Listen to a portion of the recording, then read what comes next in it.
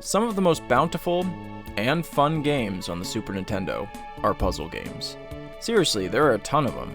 With their colorful, vibrant pixels and their warm and relaxing 16-bit sound, they are the perfect type of games to just sort of melt into and relax, while at the same time providing real strategy and skill to master that challenges the brain.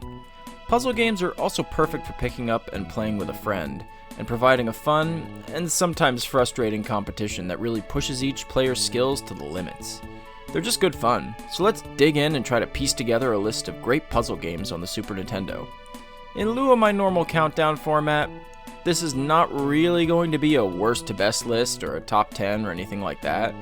Let's just call it a guide or a general overview of puzzle games for the Super Nintendo that you all should really just check out.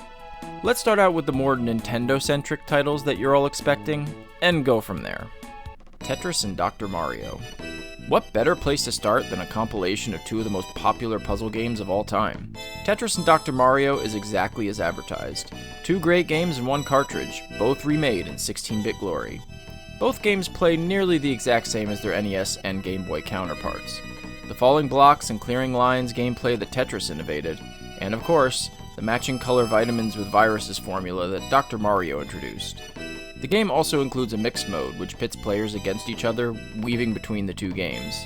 Not much else to say here, other than that this is probably the best place to start for those uninitiated to the world of puzzle games. Seriously, if you haven't at least played Tetris, why are you watching this? Tetris 2. Tetris 2 is a new take on Tetris that is actually more akin to Dr. Mario than its namesake. Instead of completing rows like in the original Tetris, Tetris 2 features tetronymos conjoined in different shapes with multiple colors. The object is to match the colors to clear spaces and start a chain reaction by setting off bomb pieces, which will clear multiple pieces of matching colors. While Tetris 2 is a bit jarring at first for those expecting a proper Tetris title, it's still a fun and unique game. However, if you somehow have not played Tetris before, I definitely would not recommend starting here. Still, an interesting new version of Tetris worth checking out. Tetris Attack, also known as Panel de Pon. Although Panel de Pon, or Tetris Attack as it's known in North America, shares the name Tetris, most likely for marketing reasons in the US, the game itself is very different. Players match colored blocks in vertical and horizontal rows, matching 3 or more blocks to clear them. The game is super fast paced, with blocks continually ascending towards the top. It's a game that's tough to master, but learning how to set up chains and sending massive blocks to your opponent to have to clear while both your screens quickly fill to the brim with blocks is really frantic and fun. The Japanese version, Panel de Pon, is identical to the North American version in terms of gameplay, with the only real difference being that Panel de Pon stars these cutesy little anime girls, while Tetris Attack features cutesy characters from Yoshi's Island. The Yoshi characters are better, I'm sorry. This is my personal pick for the best Super Nintendo puzzle game, and it's still a game I enjoy regularly. It's also one of the best multiplayer games on the console. Yoshi's Cookie. Between Yoshi's Cookie, Tetris Attack, and Yoshi for the NES and Game Boy, the Green Dino really became Nintendo's go-to mascot for the puzzle genre during this era. That said, Yoshi's Cookie was actually developed by Bulletproof Software, and some of the puzzle gameplay was designed by Tetris creator Alexei Pajitnov. Yoshi's Cookie is a fairly average game with some unique ideas and a cute aesthetic. The goal here is to match the various different types of cookies together in horizontal and vertical rows. Similar to Tetris, a line must be fully completed to clear, though the cookies have to be matching. Also, instead of moving individual blocks, the entire row moves, and you have to basically sort the cookies as more cookies come in from the side and the top. The versus mode in this is really fun and gets kinda crazy with the different characters and their abilities, such as blinding other players from seeing part of their screen. Overall, a really fun and tasty game worth checking out. Yummy. Wario's Woods. This game gets props from me as being one of the most unique puzzle games I have ever played, and, along with Tetris Attack, is really my go-to puzzle game on the Super Nintendo. Despite its title, you actually play as Toad, and rather than the usual puzzle formula of controlling falling blocks or other objects, Toad walks around picking up monsters and bombs that fall, with the goal of destroying them. Basically, matching colored monsters can be stacked horizontally, vertically, or diagonally, and Toad can pick them up one at a time or even all at once by hitting the B and A buttons respectively. At least one bomb needs to be in a row to clear the row, And of course, chains can be set up while playing against an opponent, some of which will send an entire row of that color monster to them. Toad's movement is very interesting as he can walk vertically up a long row and even kick a bomb or monster across a row. At the top right of the screen, a little timer bar can be seen under Birdo, and when it runs out, none other than Wario himself appears to screw up your day, where he occasionally sends the thwomp at the top of the screen down. While this game might not be for everyone, I find it's truly rewarding to play once you get the controls down, and I can't say how many countless hours I've spent just sort of zoning out and playing it. While I wouldn't recommend it to beginners, it's definitely worth checking out if you're really into puzzle games and want to try something different. Kirby's Avalanche, also known as Super Puyo Puyo. Like Panel de Pon and Tetris Attack, Super Puyo Puyo, as it was released in Japan, was rebranded as Kirby's Avalanche for the North American version, featuring the exact same gameplay, only with Kirby characters. The gameplay is fairly straightforward puzzle fare. 2 blobs of different colors fall at a time, with the goal of course being to match the colors and create chains. Interestingly, as the blobs fall, they merge together, and as long as 4 of the same color blobs are touching, regardless of being in a straight line, the cluster of blobs will clear. This makes strategizing combos and chains different from normal puzzle games. When an opponent makes a chain, clear rocks fall that can impede blobs from merging together, although they can be cleared by touching a matching cluster. Both Kirby's Avalanche and its Japanese counterpart, Super Puyo Puyo, are fun, cute games that are more than worth your time. Pack Attack. Tetris meets Pac-Man. Sort of. This game is actually a reskin of Cosmo Gang the Puzzle, a Japanese puzzle game developed by Namco, which is actually accessible now via the Switch Online Virtual Console. The game involves stacking blocks and ghosts in preparation for Pac-Man, who periodically drops and clears ghosts organized in a sequence. This subsequently clears blocks and fills a fairy meter, causing a fairy to appear and clear 8 lines of ghosts and simplifying the board. The Japanese version is essentially the same game with a different look, with these little alien guys in place of the ghosts. A fun little game worth checking out. Bust-A-Move, also known as Puzzle Bobble. Bust-A-Move, otherwise known as Puzzle Bobble in Japan, and part of the Bubble Bobble series, is a cute little puzzle game in which the player shoots little orbs or bubbles from a pointer, controlled by these 2 adorable little guys at the bottom of the screen. The object is to shoot the same color bubbles in a row to clear them, which in turn can clear others depending on the configuration of the bubbles. The bubbles move slowly down screen, and the goal is to clear them all before they reach the bottom line. In Versus mode, a gauge is filled as you clear bubbles, which can add more to your opponent's side. A very cute and fun little game that's definitely worth a try. Breakthrough.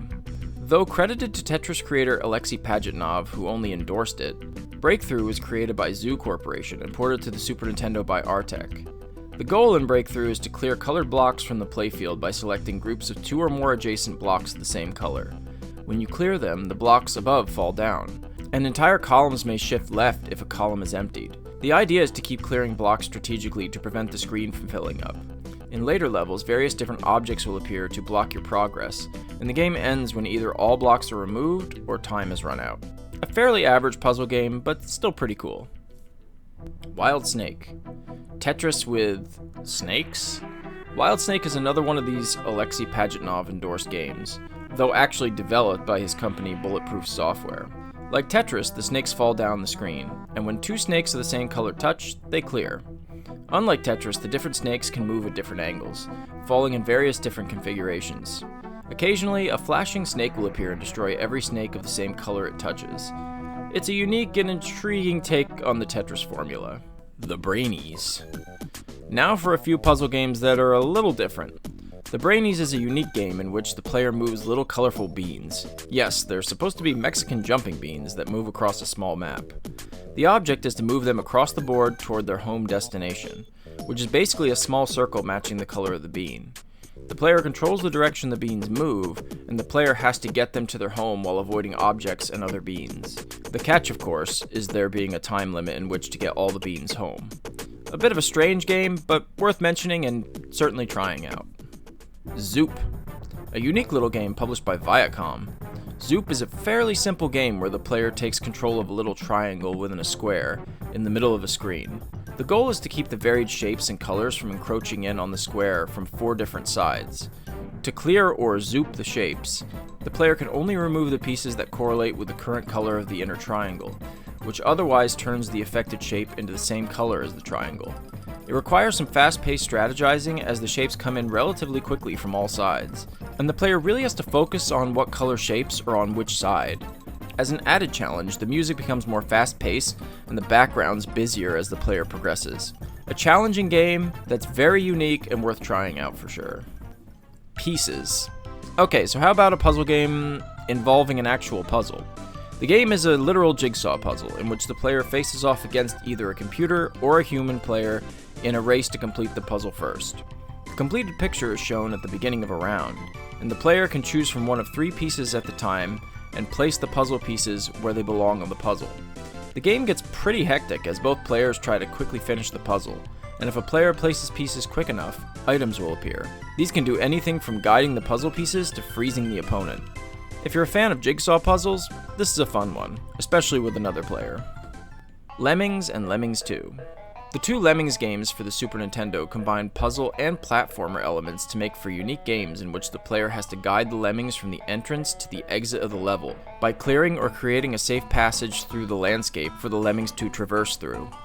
This is achieved by assigning different groups of lemmings different skill sets, which allow them to strategically alter terrain, avoid hazards, and create safe paths.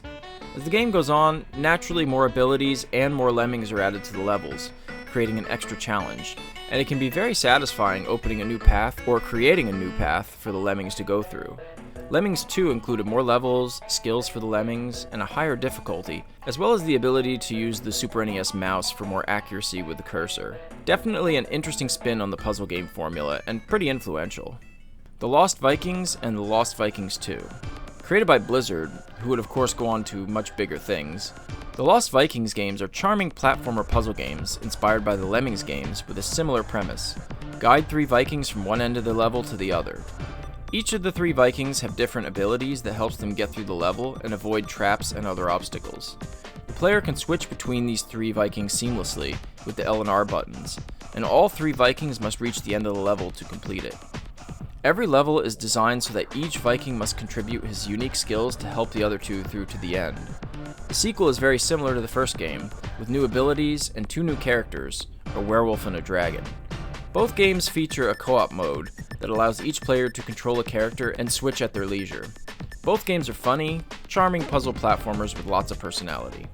Okay, now for some Japanese exclusive titles for the Super Famicom. There are a metric brick ton of them for the Super Famicom, with many now available on the Switch Online service, including Japanese versions of games I've already mentioned.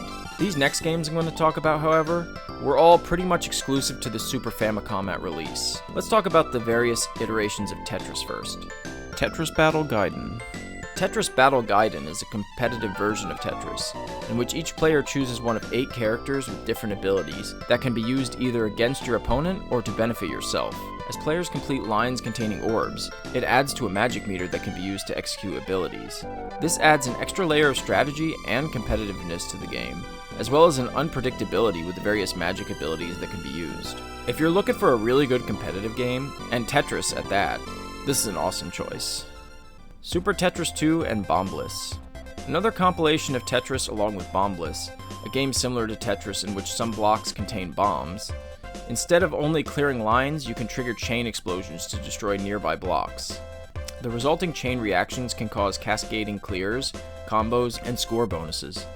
This turns Tetris into more of a strategic puzzle, where bomb placement and timing matter more than speed. Bombliss alone is worth checking this out, but of course, you have the added bonus of another Tetris game included. Super Tetris 3. The last Tetris game I'll talk about here. Super Tetris 3 is another Super Famicom exclusive. It combines several playstyles together: Classic Tetris, the Bombliss variant, time trial score mode, and competitive play. The Bombliss portion adds bombs to certain blocks, so that clearing a line triggers chain reactions, turning the usual line-clearing race into a strategic puzzle about timing and placement. Players can also tackle fixed puzzle stages, create combos through detonations, or battle a friend while sending debris to their opponent's field. An improved version of Super Tetris 2 with nicer visuals and more enhanced gameplay. Mario Super Picross. There were a few notable, if oddball, Mario-themed puzzle games that didn't make it to North America as well, but have since been released on the Switch Virtual Console. Mario Super Picross, a sequel to the first game on the Game Boy, developed by Juniper and Ape, who developed Earthbound, is a logic puzzle game where players chisel away squares on a stone grid to reveal pixel art pictures. Each row and column shows numbered clues indicating how many consecutive blocks should remain filled, so success depends on deduction rather than reflexes. Make a wrong move and the game penalizes you with lost time, but clear the board correctly and an image, often of Mario-themed icons or everyday objects, appears in full color. As the game progresses, the grid becomes larger and more complicated, and the pictures revealed more elaborate. This one really takes a while to get the hang of, but overall, it's worth exploring. Wrecking Crew 98. Released late in the Super NES's life cycle, well after the Nintendo 64's release. Wrecking Crew 98 is a departure from its predecessor on the NES, although it does include a direct port of that game on the same cartridge. Rather than just simply destroying the objects on screen, Wrecking Crew 98 implements more puzzle-esque elements where breaking panels sends debris into an opponent's field. Mario returns as the main construction worker, joined by a roster of rivals such as Luigi, Foreman Spike, and Bowser, each with unique backgrounds and stage hazards. The goal is to clear your screen of colored blocks before it fills to the top, using hammers, chain reactions, and special block patterns to outsmart or overwhelm your opponent.